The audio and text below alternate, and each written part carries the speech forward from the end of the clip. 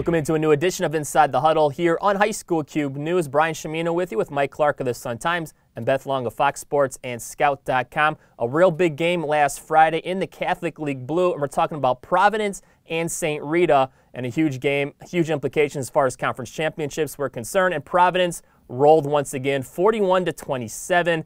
A lot of guys on offense for Providence. They're just unstoppable every week, Mike. The takeaway from that game probably was the fact that they didn't even throw in the direction of Miles Boykin or Nate Favoda early. They threw to some different receivers and had as much success as they've had before.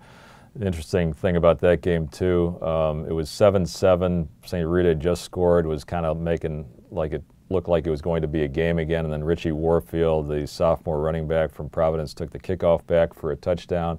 Providence never trailed again, so another big night for Justin Hunnifer, the quarterback, another big night for Miles Boykin and Richie Warfield, the running back as well. There's just so many weapons that Providence has. And in a losing effort for St. Rita, we kind of have to give props to Brandon Gaston. 3 touchdowns, 155 yards receiving. Yeah, and the touchdowns that he got were just highlight reel touchdowns. That's the kind of stuff that puts you on the recruiting map. You have a game like that, you can put it in your first 3-4 game film, send it out to coaches.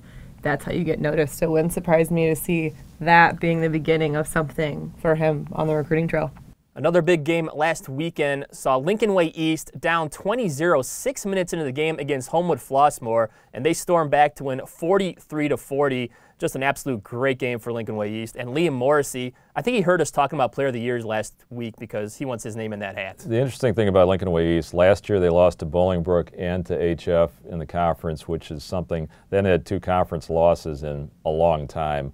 And I know that the coaches and the players were very much concerned about not making sure that didn't happen again. So, you know, here they go down 20-0 right off the bat to HF. Looks like it's going to happen again, but you know, you just cannot count out Lincoln Way East. I mean, the players change, but the constant that they have, Rob Zvonar is the only coach they've ever had. They've never missed the playoffs, you know, and every time you think that maybe they're sliding a little bit, it just doesn't happen. You know, another big day for Morrissey, as you said, another big day for Mike Weller, their quarterback. Now it's going to be interesting to see once Lincoln Way East plays Bolingbrook, which looks like it's going to be probably the game of the year in that conference.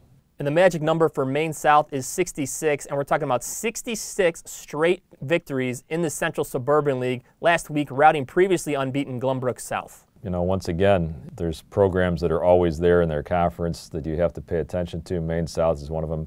We were just talking about off the air that Dave and Sarah, the Maine South coach, has never lost a conference game, which is pretty remarkable because he's been there more than a dozen years. Brian Collis, who's their quarterback, really seems to be coming into his own. And I thought, you know, this might be a little bit more of a test for Maine South, but after they had that early test against Montini, you know, they've been really rolling. And also some big performances in Week 5. We can start up in Lake County and look at Titus Booker for Grayslake North going to Indiana. He set a school record for the 2nd straight week. Yeah, he had a 300-yard game the previous week against Hampshire. Came back against Prairie Ridge, which is a quality program. They've won a state title recently. He was over 300 yards again, a few more yards than he had the previous week. He's got 10 touchdowns the last 2 weeks. He's done a little bit of everything for them. 1 week their quarterback was banged up, so he filled in there.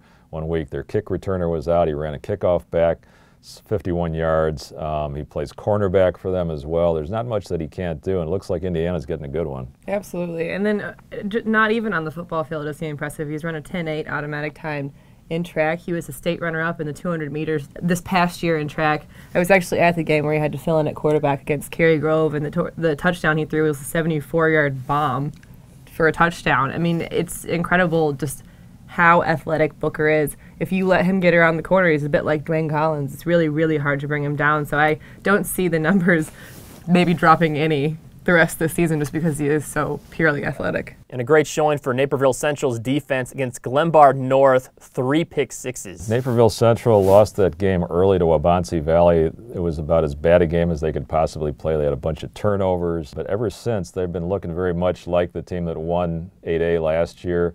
You know, they've been looking very solid offensively. Their quarterback has kind of grown into the role. Kevin Clifford, their running back, has done a good job. He's a returner from last year. Their defense has been really solid. Bobby McMillan is the kid who leads that group. You know, he committed early, and you know, he's seems like he's really doing a great job of setting the tone for that defense. Like Mike said, he's headed to Iowa State, and he did commit early on in the process and has seemed to be really excited about the Cyclones since then. He is a kid who is going to make some highlight reel plays, but he's really that smart linebacker in the defense that can run the defense, make sure every play is solid, tries his hardest every play, and ends up being in the right place at the right time for some things like that pick six. And like I said, I think Iowa State's getting a good one in him, and maybe the best thing he's got is his field vision and his intelligence on the field. Week 6 ahead. That means teams starting to clinch playoff spots already. Read about them all weekend long right here on High School Cube News.